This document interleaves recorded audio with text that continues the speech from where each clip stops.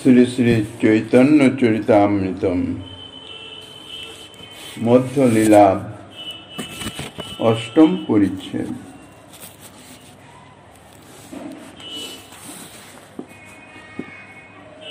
কংসারীরপি সংসার বাসনাবদ্ধ শৃঙ্খলাম রাধা মাধায় হৃদয়ী ততেজ ব্রজ সুন্দরী।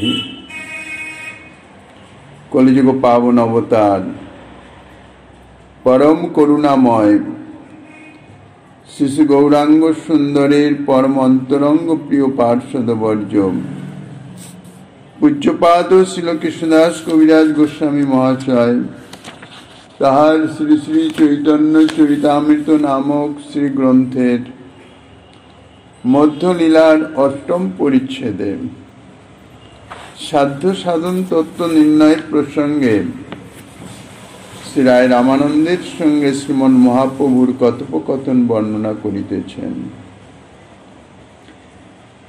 ইতিপূর্বে আস্বাদিত হয়েছে রায় রামানন্দ কান্তা প্রেমকে সর্বসাধ্য সার বলেছেন, মহাপ্রভু অনুমোদন করেছেন এবং সেই কান্তা প্রেমের বিশেষত্ব নির্ধারণ প্রসঙ্গে রাধা প্রেম সর্বসাধ্য সার এবং সেই রাধা প্রেমের মহিমা খ্যাপনের নিমিত্ত প্রথমে শ্রীমদ্ ভাগবতের শ্লোকের উক্তি দিয়েছিলেন। শারদীয়া রাসের শ্রীমন মহাপ্রভু তাহাতে কিছু আপত্তি অর্থাৎ শ্রীকৃষ্ণের অপেক্ষা সেটি প্রকাশ করলে রায় রামানন্দ বসন্ত রাসের দৃষ্টান্ত দিচ্ছেন, অর্থাৎ রাধা প্রেমই যে সর্বোৎকৃষ্ট সর্বোৎকর্ষে বিরাজিত সে সম্বন্ধে রায় রামানন্দ বললেন, গোপীগণের রাসনৃত্য মণ্ডলী ছাড়িয়া রাধা চাই বনে ফিরে বিলাপ করিয়া। তাহারই প্রমাণস্বরূপ শ্রী গীত গোবিন্দের এই শ্লোক। এই শ্লোক থেকে জানা যাচ্ছে যে শ্রী রাধাই রাসলীলার পরম আশ্রয় ভূতা, অর্থাৎ তিনি হচ্ছেন রাসেশ্বরী, রাসলীলার তিনি হচ্ছেন ঈশ্বরী। তিনি ব্যতীত কখনোই রাসলীলা সম্ভবপর নয়। তিনি মান করে রাসলীলা থেকে যখন চলে গেলেন, অন্তরিত হয়ে গেলেন, রাসস্থলী থেকে চলে যাওয়ার পরে রাসলীলা অসম্ভব মনে করে শ্রীরাধার চিন্তা হৃদয়ে ধারণ করে শ্রীকৃষ্ণ তিনিও রাসস্থলী পরিত্যাগ করেছিলেন। অর্থাৎ শ্রীরাধা ব্যতীত অসংখ্য ব্রজ সুন্দরী রাসস্থলীতে বিদ্যমান ছিলেন। সকলেই কান্তা ভাবাপন্ন, প্রেম সেবার উৎকণ্ঠা নিয়ে রাসলীলাতে তাহারা উপস্থিত হয়েছেন, কিন্তু তাদের সমবেত রূপগুণ মাধুর্যাদিও, এমনকি তাহাদের সমবেত সেই প্রেম সেবা সম্ভার তাহা শ্রীকৃষ্ণকে রাসস্থলীতে ধরে রাখতে পারলেন না। একমাত্র শ্রীমতী রাধারানীর অভাবে তিনি সকলকেই ত্যাগ করে শ্রীমতী রাধারানীর অন্বেষণে চলে গেলেন। দ্বিতীয় আরেকটি শ্লোকের উদ্ধৃতি দিয়েছেন, ইতস ততস তা মনুসৃত্য রাধিকা মনঙ্গ বান ব্রণখিন্ন মানসঃ কৃতানু তাপস কলিন্দ নন্দিনী তটান্ত কুঞ্জে বিশসাদ মাধবঃ। কন্দর্প স্বরাঘাত বশত ব্যথিত চিত্ত সেই শ্রীকৃষ্ণ সেই শ্রী রাধাকে ইতস্তত অন্বেষণ করেও কোথাও না পেয়ে অনুতপ্ত চিত্তে যমুনা তীরস্থিত কুঞ্জ মধ্যে অবস্থান পূর্বক বিষাদ প্রকাশ করিতে লাগিলেন। অনঙ্গ বান ক্ষীণ মানস,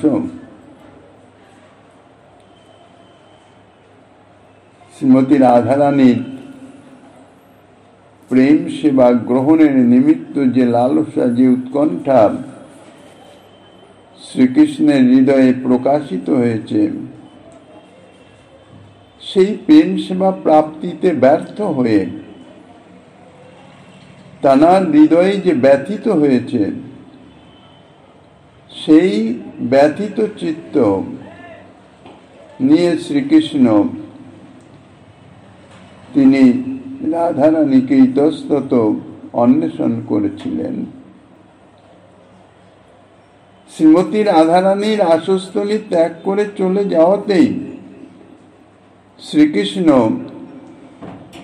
সেই প্রেম সেবা গ্রহণের নিমিত্ত যে অন্তরের উৎকণ্ঠা লালসা,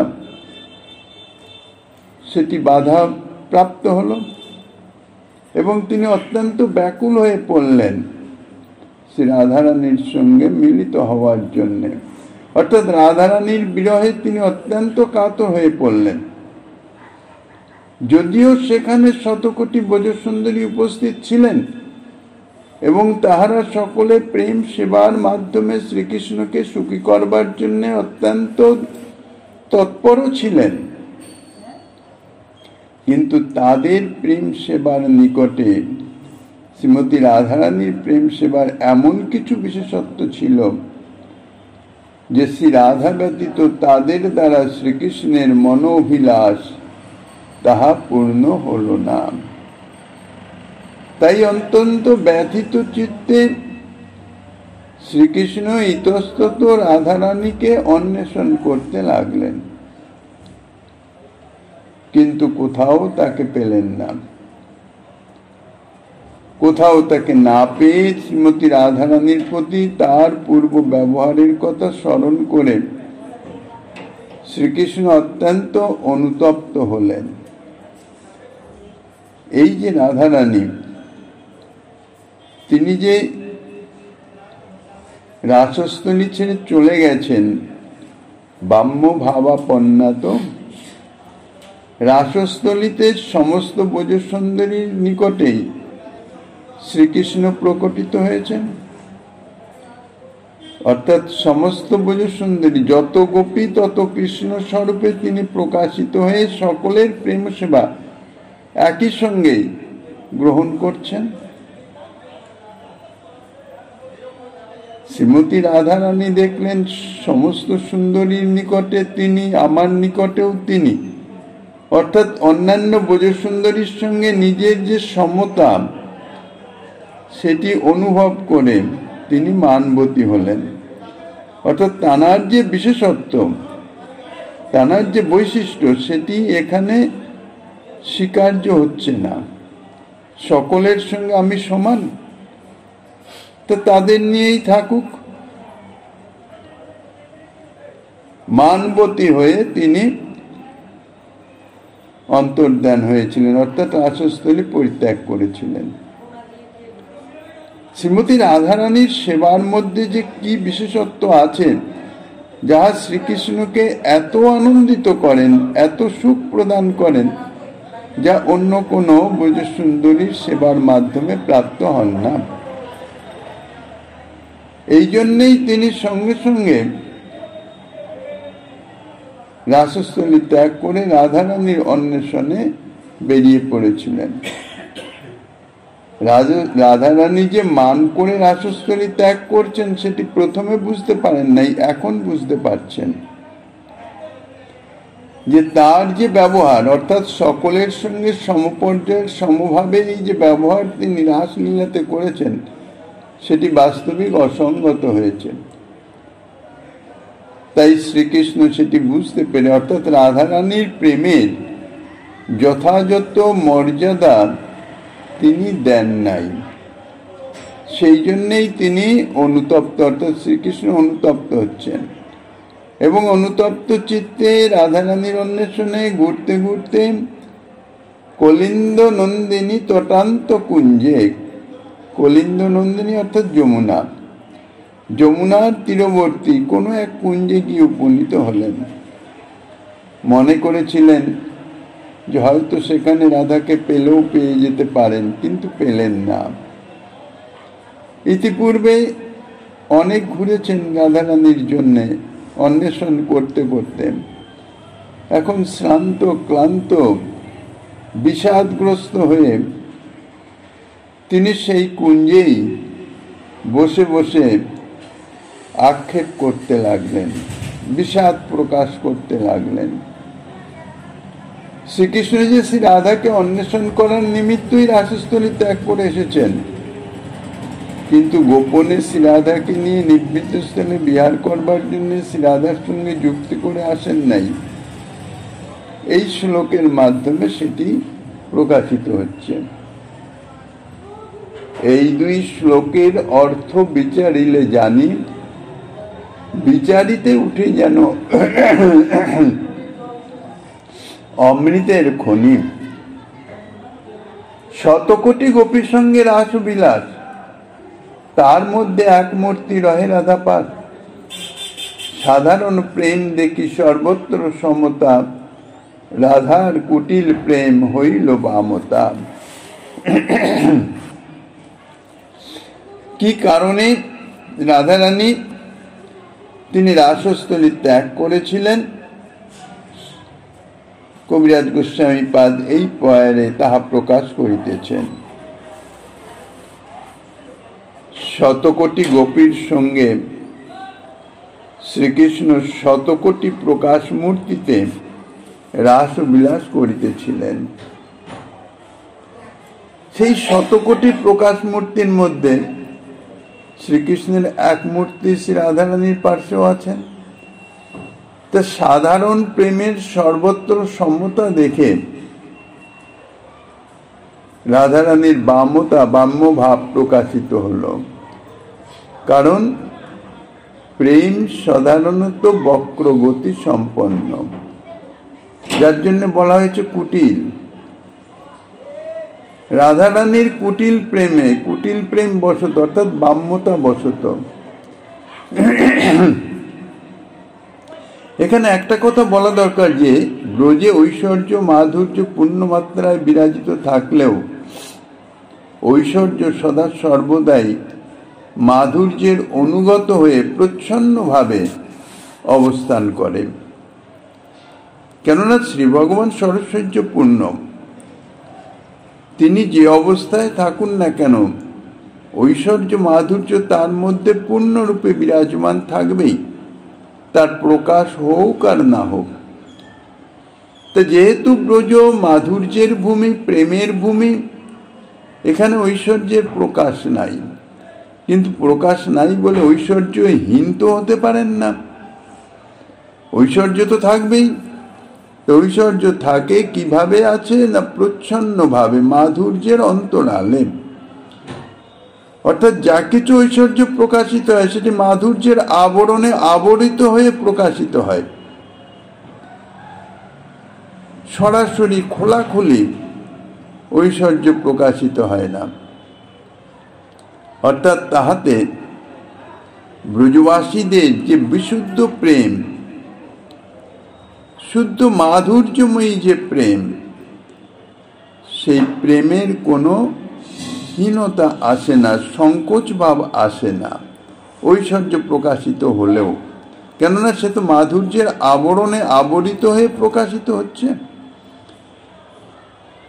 শ্রীকৃষ্ণ ঐশ্বর্য শক্তিকে বর্জন করে পূর্ণ মাধুর্য নিয়ে ব্রজে প্রকটিত হয়েছেন।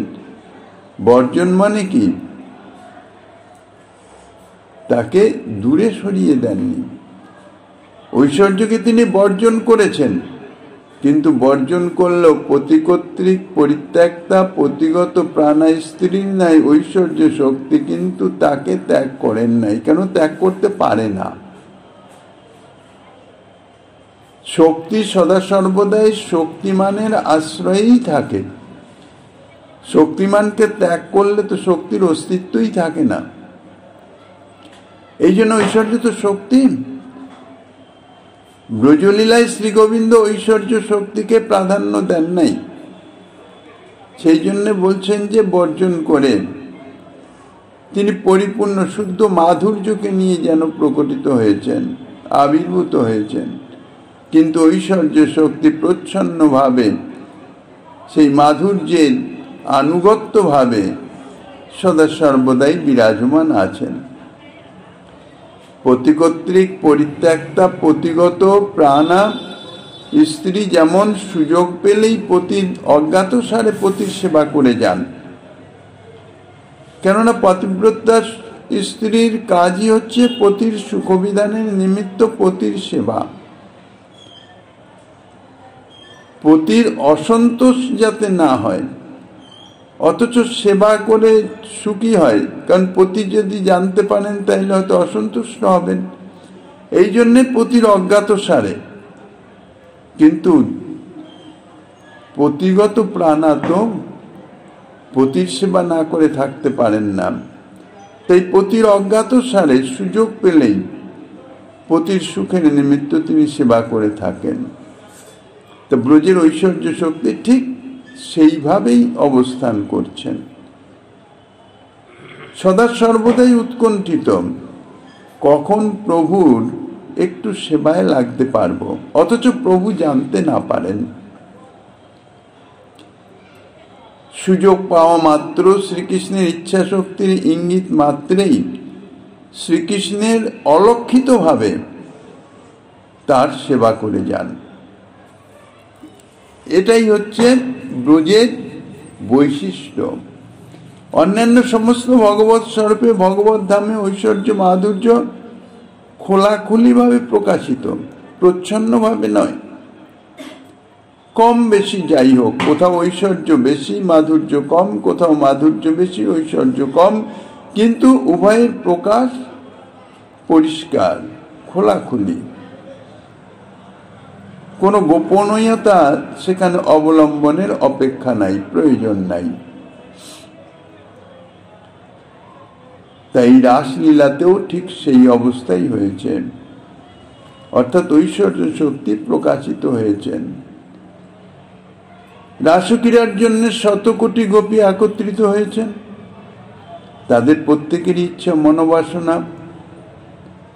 তারা তো শ্রীকৃষ্ণের সুখের নিমিত্ত, শ্রীকৃষ্ণের সেবা করবার জন্য অত্যন্ত উৎকণ্ঠিত হয়ে শ্রীকৃষ্ণের চরণ সান্নিধ্যে এসেছেন।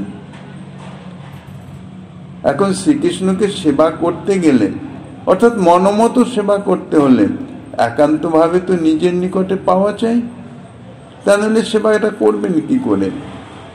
কাজে সকলের মনোভাব শ্রীকৃষ্ণকে একান্তভাবে নিজের নিকটে পেয়ে একেবারে মনোবাসনা পূর্ণ করে সেবা করবেন, মনের মতো ভাবে সেবা করবেন।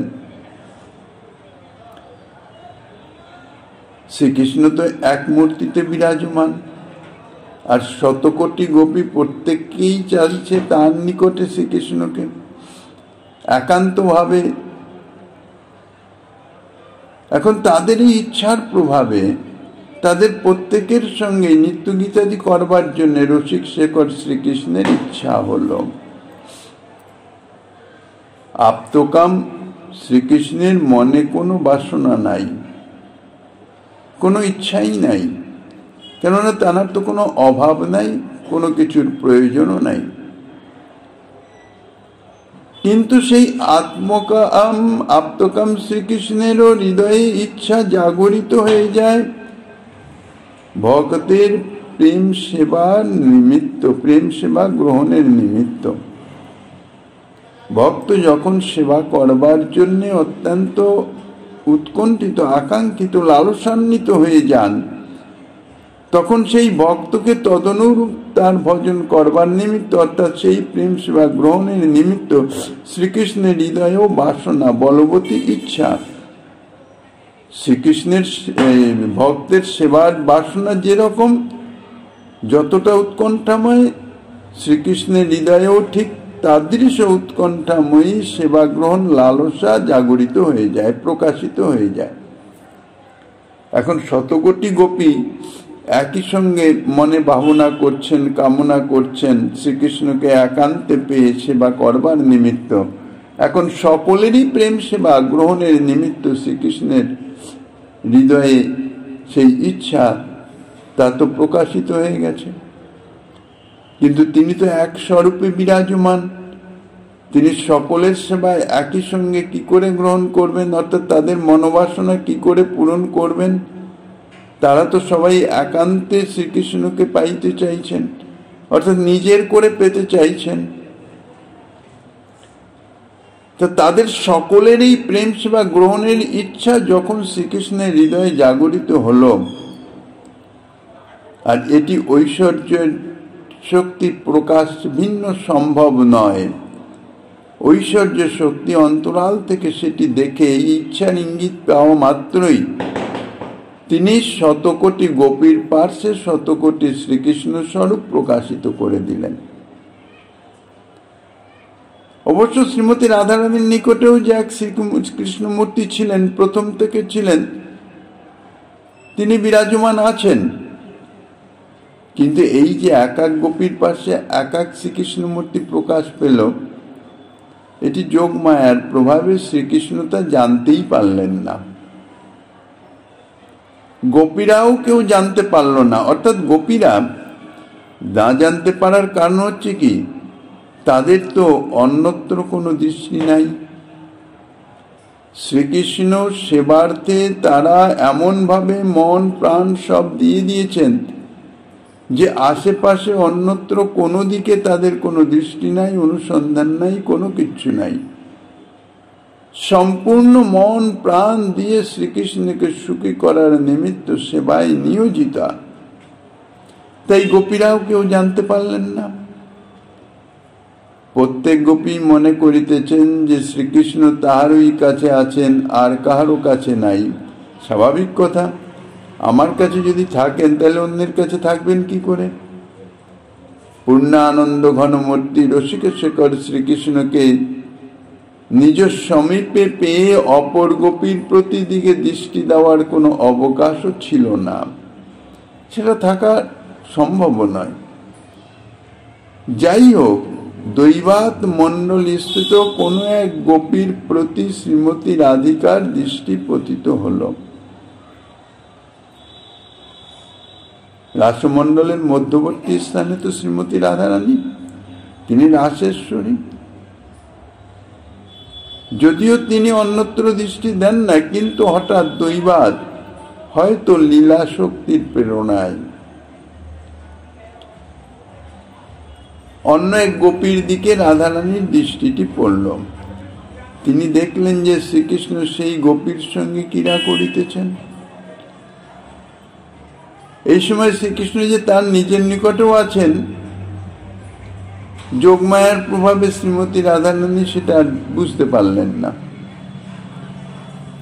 পরে অপর এক গোপীর প্রতি যখন তার দৃষ্টি পড়ল, তিনি দেখলেন শ্রীকৃষ্ণ আবার তার নিকটেও আছে। এটি দেখে তিনি মনে করছেন যে তাইলে আগে যে গোপীর নিকট ছিল সেই গোপীকে ত্যাগ করে শ্রীকৃষ্ণ এই গোপীর নিকটে এসেছেন। এইভাবে শ্রীমতী রাধারানী যে গোপীর দিকেই দৃষ্টি দেন, দেখেন সেই গোপীর নিকটে শ্রীকৃষ্ণ। এইভাবে পরপর পরপর দেখতে দেখতে রাধারানীর মনে উদয় হলো যে কৃষ্ণ একে একে সকলের সঙ্গেই নৃত্যগীত করিতেছেন, সকলকেই উপভোগ করিতেছেন। ব্যাস, রাধারানীর মনে বাম্যতা এসে উপস্থিত হলো। কৃষ্ণ কি শট লম্পট আর কি বা মায়াবী, আমার সাক্ষাতে এত গোপীর সহিত বিহার করিতেছেন। এটি যখনই এই ভাবনা এলো, সঙ্গে সঙ্গে অসূয়ার সৃষ্টি হলো। অমনি নিজের নিকটে দৃষ্টি পড়াতে দেখলেন যে কৃষ্ণ তার নিকটেও আছেন। এতক্ষণ দেখছেন সমস্ত গোপীর নিকটে একের পর এক সকলের নিকটে সকলের সঙ্গে ক্রীড়া করিতেছেন। আবার দেখলেন আমার কাছেও এসছেন। আগে তো অসূয়ার সৃষ্টি হয়েই ছিল, এখন ক্রোধের সৃষ্টি হলো। তিনি মনে করলেন যে এতক্ষণ আমার চোখের সামনে অন্য গোপীদের সহিত বিহার করে শেষকালে আমার নিকট এসেছেন। সেই সঙ্গে তিনি আরো মনে করলেন অন্য শতকোটি গোপীর সঙ্গে যেরূপ রাস নৃত্যাদি করিতেছেন, সেইরূপ আমার সঙ্গেও করতে এসেছেন। তাহলে অপর গোপীদের প্রতি কৃষ্ণের যেরূপ ভাব, আমার প্রতিও ঠিক সেইরূপ ভাব। আমার প্রতি তার প্রেমের কোনো বিশেষত্ব কিছু নাই, সকলের প্রতি তার সমান ভাব, আমি সকলের সঙ্গে একই রকম, একই পর্যায়ভুক্ত। প্রেমের কুটিল গতি এটি মনে আসার সঙ্গে সঙ্গে প্রেমময়ী শ্রীমতী রাধারানীর বাম্যভাব এমন ধারণ করল যে তিনি সঙ্গে সঙ্গে মানবতী হয়ে ক্রোধভরে রাসমণ্ডলী ছেড়ে চলে গেলেন।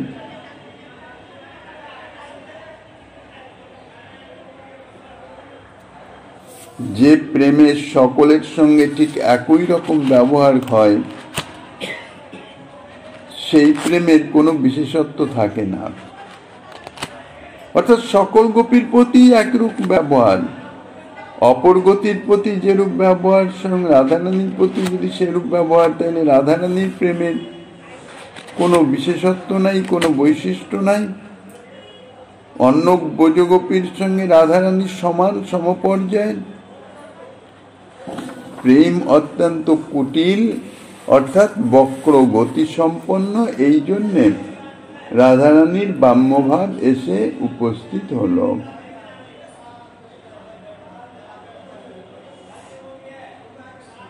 উজ্জ্বল নীলমণি গ্রন্থে সেই প্রেমের স্বভাব সম্বন্ধে বর্ণনা করেছেন। অহেরিব গতি প্রেম্ন স্বভাব কুটিলা ভবে, অত হেতোরা হেতশ্চ উনর মান উদঞ্চতি। বিশুদ্ধ প্রেমের যে গতি অর্থাৎ তার যে বৈচিত্র্য, তাহা বর্ণনা করছেন যে সর্পের গতির ন্যায় প্রেমের গতিও স্বভাবত কুটিল অর্থাৎ বক্র। সাপ তো সোজাসুজি চলে না, একে বেঁকে চলে। কোন রকম কারণ থাকুক বা না থাকুক, এই বিশুদ্ধ প্রেমে নায়ক নায়িকার অন্তরে মানের উদয় হয়ে থাকে।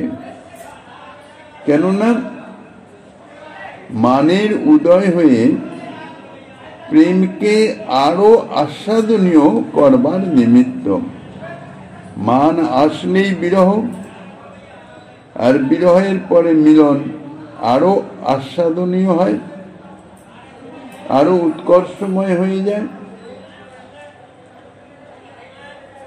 তাই বলছেন এই শ্লোকে যে প্রেমের গতি স্বভাবতই কুটিল বক্র, তাই মানের কোনো কারণ থাকুক বা না থাকুক, কখন যে কিভাবে কি উদ্দেশ্যে মান জন্মাবে, মান হয়ে যাবে, মানবতী হবে, কোনো কারণই নাই মান করার, তবুও মানবতী হয়ে যান। এটি প্রেমের স্বভাব বশত। শ্রীমতী রাধারানীর মানের হেতু ছিল, অর্থাৎ কারণ ছিল, কারণ কৃষ্ণের ব্যবহারের সর্বত্র সম্মতা, এটাই রাধারানীর মান করার কারণ। সুতরাং রাধারানী যে মানবতী হয়ে বাম্যভাব অবলম্বন করবেন, এতে আশ্চর্যের কিছু নাই। ক্রোধ করি রাস ছাড়ি গেলা মান করি, তারে না দেখিয়া ব্যাকুল হইলা শ্রীহরি। সম্মুখ সার বাসনা কৃষ্ণের রাসলীলা, রাসলীলা বাসনাতে রাধিকা শৃঙ্খলা। শ্রীরাধা মানবতী হয়ে বাম্যভাব অবলম্বন করেছিলেন বলেই রাস ত্যাগ করে, রাগ করে রাসস্থলী ছেড়ে তিনি চলে গেলেন। এবার শ্রীকৃষ্ণ তো রাসলীলার মধ্যে রস আস্বাদনে মগ্ন ছিলেন, আর সেই যে রাস নৃত্য বা রাসলীলা, সেটার মূল ধারক হচ্ছেন রাধারানী, ঈশ্বরী। তিনি চলে যেতেই সেই রাসলীলা ছিন্ন বিচ্ছিন্ন হয়ে গেল, ভেঙে চুরে যেন চুরমার হয়ে গেল, আস্বাদন যেন পুরো বন্ধ হয়ে গেল। তার সঙ্গে সঙ্গে শ্রীকৃষ্ণের যে ভাবের ঘরে ছিলেন, যে আস্বাদন রস আস্বাদনে নিমগ্ন ছিলেন, তার থেকে যেন জেগে উঠলেন যে হঠাৎ এরকম হলো কেন। চতুর্দিকে দৃষ্টিপাত করে রাধারানীকে রাসেশ্বরী রাধারানীকে পেলেন না, রাধারানী নাই। এখন রাধাগত প্রাণ শ্রীকৃষ্ণ অত্যন্ত ব্যাকুল হয়ে পড়লেন। শ্রী রাধারানীর সশুক বাসনার কিন্তু গন্ধমাত্রও নাই। বাহ্যিক দৃষ্টিতে হয়তো মনে হতে পারে রাধারানী নিজস্ব বাসনায় মানে আঘাত পড়েছে, অর্থাৎ আমার সঙ্গে সমান, আমি সকলের সঙ্গে সমান, জাগতিক ভাবে যেরকম মনে হয়, নিজের মর্যাদা, নিজের গৌরব ইত্যাদি ক্ষীণ হওয়ার জন্যই তিনি রাগ করে রাসস্থলী ত্যাগ করেছেন। তত্ত্ব তো কিন্তু তা নয়, কেননা শ্রীমতী রাধারানীর শশক বাসনার গন্ধলেশা বাস নেই, তিনি কৃষ্ণ সুখেই সুখী। যদি তাই হয় তাহলে প্রশ্ন তো আসতে পারে যে শ্রীকৃষ্ণ যদি শতকোটি গোপীর সঙ্গে রাজবিলাস করে সুখী হন, তাহলে রাধারানীর ক্রোধ হবে কেন? তিনি তো কৃষ্ণেরই সুখ চান। আর শতকোটি গোপীর সঙ্গে বিলাসে যদি তার সুখ হয়, তাহলে তো রাধারানীর আরো সন্তোষ হওয়া উচিত। তাহলে ক্রোধ হবে কেন? এটা হচ্ছে প্রেমের স্বরূপগত ধর্ম। কুটিল প্রেমের স্বভাববশতই বাম্যতা হওয়াতে ক্রোধাদি করেন। এখানে কিন্তু স্বসুখেচ্ছার বশত নয়, স্বসুখ বাসনার লেশা বাসনাই। সমুদ্রের তরঙ্গ যেমন সমুদ্রেরই অঙ্গ বিশেষ, সমুদ্রের যে তরঙ্গ অর্থাৎ ঢেউ, সেটি তো বাইরের কোনো বস্তু নয়, সুতরাং সেটা আবিলতা নয়, আবিলতা নয়, কুটিলতা, বামতা প্রভৃতি এটা প্রেমেরই অঙ্গ বিশেষ, এটা বাইরের বস্তু নয়, শুদ্ধ প্রেমেরই এক একটা বিশেষ অবস্থা মাত্র, বাইরের কোনো জিনিস নয়। সুতরাং এসব আবিলতাও নয়, এ সকল দ্বারা প্রেমের কখনো মলিনতাও সম্পাদন হয় না। বিশুদ্ধ প্রেম বিশুদ্ধই থাকে। শুধু তাই নয়, এই যে কুটিলতা, বামতা, এই যে প্রেমের যে বিশেষ বৈচিত্র্য, অর্থাৎ সঞ্চারী ভাব যেগুলি, তার ফলে হয় কি প্রেম আরো আস্বাদনযোগ্য হয়। তারপরে বলছেন সম্মোক্ষার বাসনা কৃষ্ণের রাসলীলা। শ্রীকৃষ্ণের যত যত বাসনা আছে, অর্থাৎ সেবা গ্রহণের যত যত বাসনা, এমনি তো বাসনা নাই, তিনি তো আত্মকাম। হৃদয়ে যত যত বাসনা জাগে ভক্তের সেবা গ্রহণের নিমিত্ত, ভক্তের মনোবাসনা পূরণের নিমিত্ত, তার মধ্যে রাসলীলার বাসনাই হচ্ছে সম্যক রূপে সারভূত বাসনা, অর্থাৎ সর্বাপেক্ষা প্রধান বাসনা। অর্থাৎ এই রাসলীলার মাধ্যমে শ্রীকৃষ্ণ এত রস আস্বাদন করেন, এত সুখ পান, এত আনন্দ পান, যে অন্য কোনো লীলার মাধ্যমে তাহা হয় না। এই জন্য এটাকে বলা হয়েছে সম্যক সার বাসনা। বিভিন্ন ভগবত স্বরূপ রূপে এবং স্বয়ং রূপেও শ্রীকৃষ্ণের অনন্ত লীলা আছে, আর সমস্ত লীলাই তার মনোহারিণী। কিন্তু এই মনোহারিত্ব যে, তাই রাসলীলাই হচ্ছে সর্বাতিশয়, সর্বোৎকর্ষে বিরাজমান। তাই শ্রীকৃষ্ণ নিজেও বলেছেন, এই যে রাসলীলার কি এমন যে অপরূপ বৈশিষ্ট্য আছে, যে রাসলীলা আস্বাদন তো দূরে থাক, যদি রাসলীলার কথা স্মৃতিতেও আসে, মনে পড়ে যায়, তাহলে এই মনের অবস্থা যে কিরূপ হয়ে যায় তাহা তিনি প্রকাশ করতে পারেন না। অর্জুনের নিকট তাহা বলেছেন, সন্তি যদ্যপি মে প্রাজ্ঞা লীলাস তাস্তা মনোহরা নহি জানে স্মৃতে রাসে মনমে কীদৃশং ভবেৎ। আমার বহু বহু মনোহরণী লীলা বিদ্যমান আছে, সমস্ত লীলাই মনোহারিণী, চমৎকার আস্বাদনময়ী, কিন্তু তবুও না জানি রাসলীলার স্মৃতি যদি হৃদয়ে আসে তাহলে আমার মন যেন কিরকম হয়ে যায়, উদাস হয়ে যায়। এই রাসলীলা স্বয়ং শ্রীকৃষ্ণেরও চমৎকৃতি বর্ধনকারিণী লীলা। হরের অপি চমৎকৃতি প্রকর বর্ধন কিন্তু মে বিভর্তি হৃদি বিস্ময়ত কমপি রাস লীলা রস। এই জন্যেই শ্রীকৃষ্ণের রাসলীলা হইতেছে সর্বলীলা মুকুটমণি। যত যত লীলা আছে শ্রীকৃষ্ণের সর্বশ্রেষ্ঠ লীলা হইতেছে এই রাসলীলা। তাই রাসলীলার বাসনাই শ্রীকৃষ্ণের সর্বাপেক্ষা প্রধান বাসনা, সম্যক সার বাসনা। আর এই রাসলীলা বাসনাতে শ্রীমতী রাধারানী হচ্ছেন শৃঙ্খলা। শৃঙ্খলা অর্থাৎ কোনো জিনিসকে আবদ্ধ করে বেঁধে রাখতে হলে একটা শৃঙ্খলের দরকার হয়। শ্রীকৃষ্ণের রাসলীলার এই বাসনাটিকে আবদ্ধ করে রাখবার জন্য অর্থাৎ পরিপূরণ করবার জন্য সুষ্ঠুভাবে সম্যকভাবে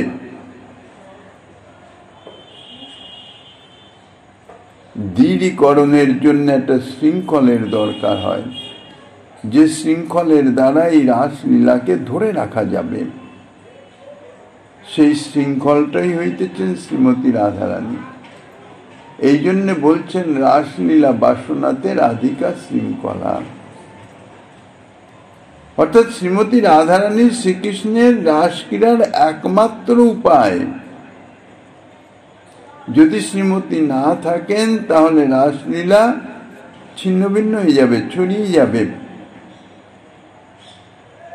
অর্থাৎ রাসলীলা অনুষ্ঠিতই হতে পারবে না। শ্রীমতী রাধারানী শ্রীকৃষ্ণের রাসক্রীড়া বাসনার পরম আশ্রয়ের উপায়। তাই শ্রীমতী রাধারানী ব্যতীত রাসলীলা অসম্ভব। তাহা বিনু রাসলীলা নাহি ভাই চিতে মণ্ডলী ছাড়িয়া গেলা রাধা অন্বেষিতে।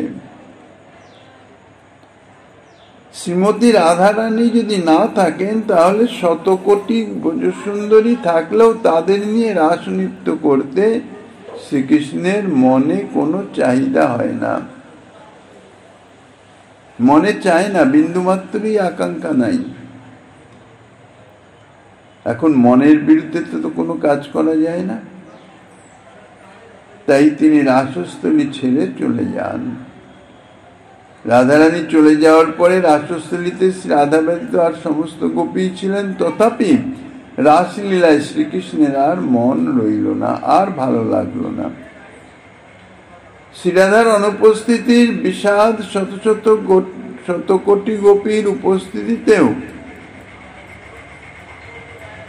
তাহা দূরীভূত হল না। তাই শ্রী রাধাকে অন্বেষণ করার জন্য শ্রীকৃষ্ণ নিজেই রাসস্থলী ছেড়ে চলে গেলেন। তিনি গোপনে পালিয়ে গেলেন না, সমস্ত গোপীর সম্মুখ ভাগ থেকে তাদের উৎসুক দৃষ্টির সাক্ষাতেই তাহাদিগের উপস্থিতিকে উপেক্ষা করেই শ্রীকৃষ্ণ চলে গেলেন। গোপীদের সকলেই বুঝলেন শ্রীকৃষ্ণ কি উদ্দেশ্যে গেলেন আর কোথায় যাচ্ছেন। তিনি যে রাধারানীকে খুঁজতে যাচ্ছেন সেটি সমস্ত গোপী বুঝতে পেল। প্রথমত বলা হচ্ছে শ্রীকৃষ্ণ রাধারানীকে এখানে চুরি করে নিয়ে যান নাই, মান করে শ্রীকৃষ্ণের উপরে রাগ করে শ্রীমতী রাধারানী আগে রাসস্থলী ত্যাগ করে চলে গেছেন। তিনি শ্রীকৃষ্ণের ইঙ্গিতে বা শ্রীকৃষ্ণের সঙ্গে যুক্তি করে কোথাও যান নাই। আর দ্বিতীয়ত বলা হচ্ছে, শ্রী রাধাকে না দেখে অন্যান্য শতকোটি গোপীর সম্মুখ ভাগ থেকেই তাহাদের দৃষ্টির মধ্যেই, তাহাদের অজ্ঞাতসারেই তাহাদের সকলের উপস্থিতিকে উপেক্ষা করে শ্রীকৃষ্ণ শ্রী রাধাকে অন্বেষণ করবার জন্য প্রকাশ্যভাবে রাসস্থলী ছেড়ে গেলেন। এতে স্পষ্টই বোঝা যায়, অর্থাৎ ঘোষণা করা হচ্ছে যেন শ্রী রাধা প্রতি শ্রীকৃষ্ণের যে প্রগাঢ় প্রেম, যা অন্য কোনো গোপীর অপেক্ষাই রাখে না। সুতরাং শ্রী রাধা প্রেম যে সাধ্য শিরোমণি, এই সমস্ত সিদ্ধান্তের প্রমাণে তাহা সিদ্ধান্তিত হতে পারে, অর্থাৎ তা প্রমাণিত হতে পারে। তাই শ্রীমন মহাপ্রভু যে আপত্তি উত্থাপন করেছেন, সেই আপত্তি ভিত্তিহীন বলে রায় রামানন্দ ইত্যাদি শাস্ত্র প্রমাণের মাধ্যমে তা প্রমাণিত করে দিলেন। ইতস্তত ভ্রমিকাহা রাধা না পাইয়া বিষাদ করেন কামবানে ক্ষীণ হইয়া। এর পরবর্তী যে আস্বাদনী দিচ্ছেন গোস্বামীপাদ, শ্রীমন মহাপ্রভু গিরিধারীলালের কৃপা হলে আগামী দিন আস্বাদনের বাসনা রেখে অধ্যকার চৈতন্য লীলার এখানেই বিশ্রাম।